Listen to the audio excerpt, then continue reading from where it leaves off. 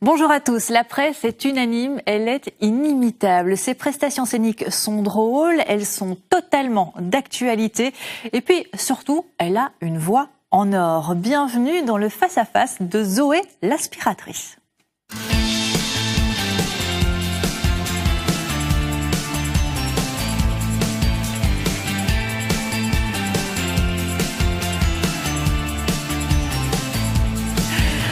Bonjour Zoé. Bonjour. Je suis ravie de vous avoir sur le plateau de ce face-à-face. Alors je dois bien vous avouer, je ne vous connaissais pas. Mais c'est ça qui est absolument fantastique dans cette émission, c'est qu'on peut faire la connaissance de personnes que tout le monde n'a pas encore eu l'occasion de voir sur scène. Et vous allez être à Bruxelles, à la Samaritaine, les 26 et 27 janvier prochains pour votre spectacle Zoé l'aspiratrice. Alors vous êtes qui? Alors, évidemment, comme ça commence fort. Zoé l'aspiratrice. Alors, Zoé, moi, je suis chanteuse depuis longtemps. Quelques années. J'ai quand même fait un premier album quand j'avais 10 ans, qui s'appelait Girouette le caméléon, en Belgique.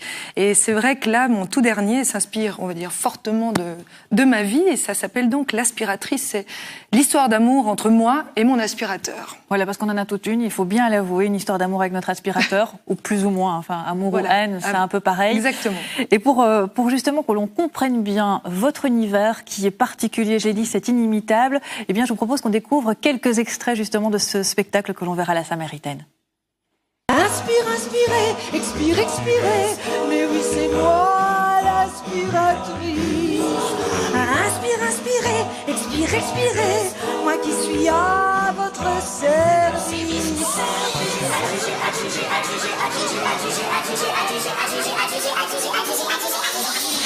Tout le monde le dit, comme c'est beau de porter la vie. Tout le monde le dit, comme t'es belle quand tu grossis. Mais quand tu t'approches de la fin, c'est plus un corps sous ton cerveau, c'est une forme assez proche du rien, posée sur de très gros poteaux. C'est le plus beau jour de ma vie, le plus beau jour de ma vie.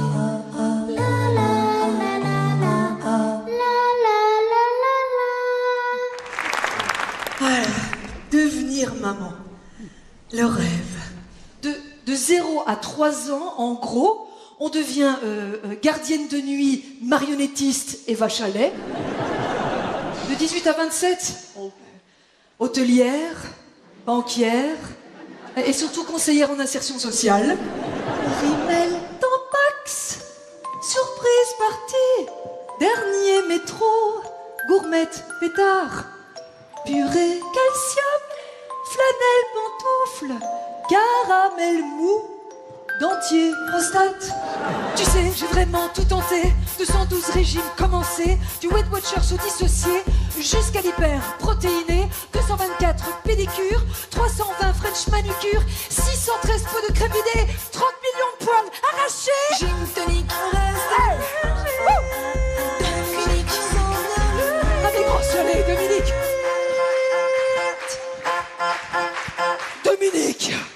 Allez, bordel, ici. C'est l'œuvre la plus écoutée au monde. En plus, c'est pas très long. 15 minutes. Alors.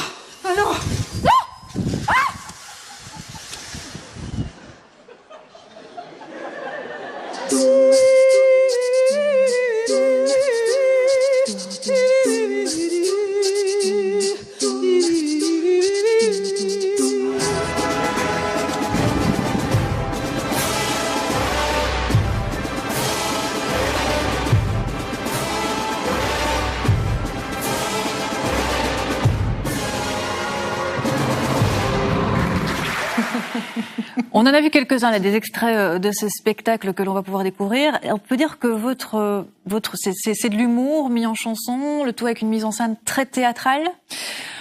En fait, j'ai trouvé cette formule un peu nouvelle qui est du stand-up musical. Voilà, on est vraiment dans quelque chose d'hyper théâtral, très joué, même au sein des chansons, mais il y a quand même 15 chansons au final à travers tout ce spectacle. Mais effectivement, il y a un fil rouge. Voilà, c'est toute mon histoire, un peu sublimée, mais voilà, qui se révèle en chanson. Une histoire de femme aussi, on parle de la maternité, on parle des régimes, c'est le vécu. C'est le vécu, parle aussi de la Belgique, de la situation politique, de Maggie de Bloch. Enfin voilà, je m'amuse beaucoup de mon pays et de mon histoire surtout. J'adore l'autodérision, donc c'est ce que je préfère. Pourquoi alors cette histoire d'aspirateur? Pourquoi l'aspiratrice?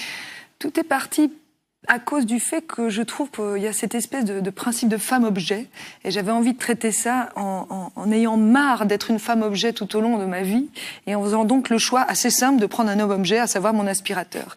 Et je raconte pourquoi j'en suis venue là. Et c'est vrai que je parle de mon parcours, de toute cette vie qui s'est un peu dégringolée au fil du temps et que du coup mon choix s'est tourné vers un homme qui en gros me fout la paix quoi, qui me fait pas chier. Ça dépend, ça peut tomber en panne un aspirateur. Non, parce que celui qui est mon partenaire à la vie comme à la scène, car c'est grâce à cet aspirateur que je peux faire mon métier en ce moment, eh bien, même au bout de 30 ans, il ne casse pas. C'est vrai qu'il a un petit côté vintage. Hein. Ah, il est beau, hein? Il est pas mal. Années 60, ouais. J'adore. Ah oui, il est pas mal. Un peu R2D2 d'ailleurs. Aussi. Hein? Finalement, je suis très dans l'air du temps, finalement. C'est ça. Je voulais aussi voir avec vous. Vous avez plusieurs cordes à votre arc. Vous êtes chanteuse, comédienne. C'est des choses qui vous ont toujours passionné, l'humour. C'était le domaine artistique. Ça vous parle depuis. Enfin, vous l'avez dit, vous avez fait un album à 10 ans, donc voilà, on peut dire. Moi, j'ai tombé dedans, quoi. En fait, chaque discipline dans laquelle je me suis mise, ça soit le piano, le théâtre, la danse ou le chant. En fait, toute seule, j'étais moins douée que d'autres. Et c'est vraiment l'accumulation de toutes ces choses qui m'ont construite et qui ont fait que j'ai fait tous les spectacles que j'ai créés jusque maintenant. Et c'est vrai que je pense, ma force, c'est que je suis excellente dans rien, mais tout confondu, ça devient un truc pas mal. On a vu ces extraits, ils ont été tournés lors de vos premières parties, notamment de Mourane. Est-ce que c'est facile, justement, d'arriver face à un public qui ne vous attend pas spécialement, puisqu'ils sont, voilà, on le sait, ils sont là pour voir Mourane. Alors, comment ça se passe par rapport à ce type de public-là? C'est réceptif? Non, c'est pire, parce que c'est même pas qu'ils vous attendent pas, c'est qu'ils ont, en principe, même pas tellement envie que vous soyez là.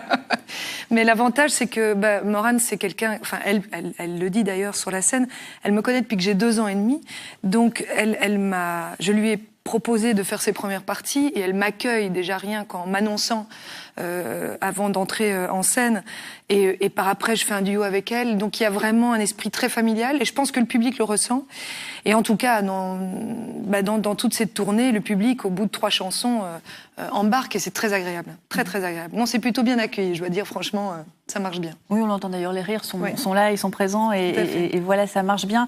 Et notre public aussi a le droit de vous poser une petite question et c'est la question Facebook du jour que l'on découvre.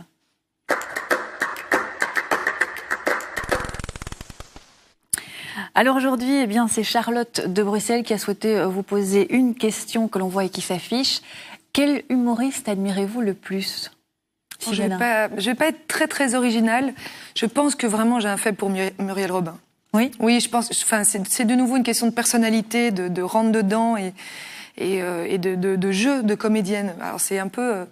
C'est peut-être moins actuel qu'une Foresti que j'adore aussi, mais voilà, en fait, je ris, je pleure de rire à chaque phrase qu'elle sort. Oui. Est-ce que vous, dans votre spectacle, il y a quelque chose dont vous avez le plus de fierté, un sketch ou quelque chose qui vous parle plus encore que les autres, même si... C'est peut-être mon travail général, surtout le travail de comédienne qui a été essentiellement fait avec Guy Labraoudé, qui m'a mis en scène et qui a fait un travail de jeu d'acteur, qui est peut-être le domaine que je connais le moins, parce que j'ai souvent fait des spectacles de chansons.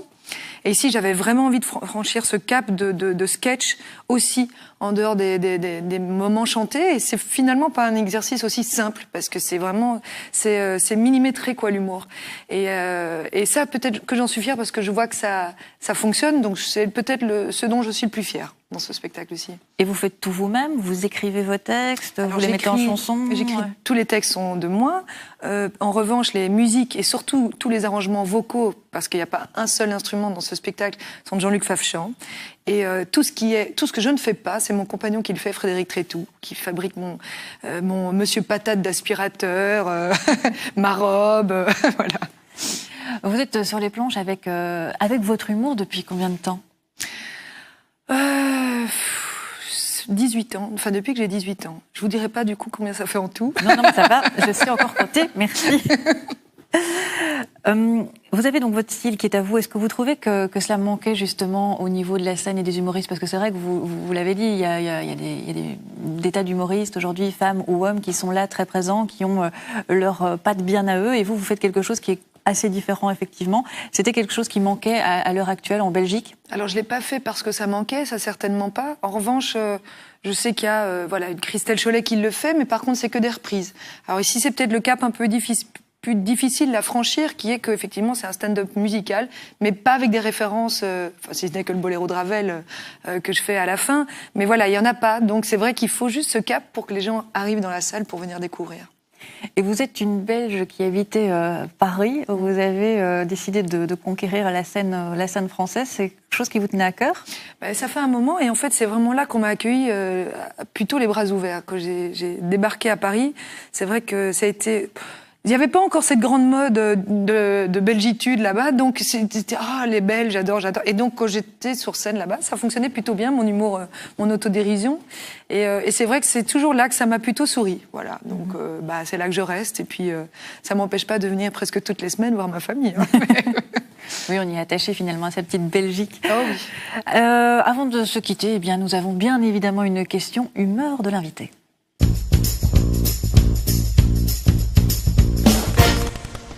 Alors pour cette humeur, Zoé, je vais vous demander de choisir une petite émoticône. Si je vous dis, vous allez dans votre spectacle, c'est un spectacle de nana qui s'adresse aux nanas.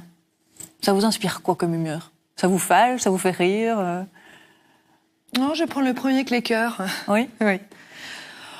Oui, parce qu'au plus il y a de nanas dans la salle, au mieux je me porte. Parce qu'évidemment, ça leur parle, ça me parle, forcément. C'est un spectacle de femmes. C'est plutôt rentre-dedans pour les hommes, donc il y en a qui aiment ça, il y en a peut-être qui aimeront moins, mais c'est vrai que ça s'adresse plutôt aux femmes. Je ne peux pas dire le contraire.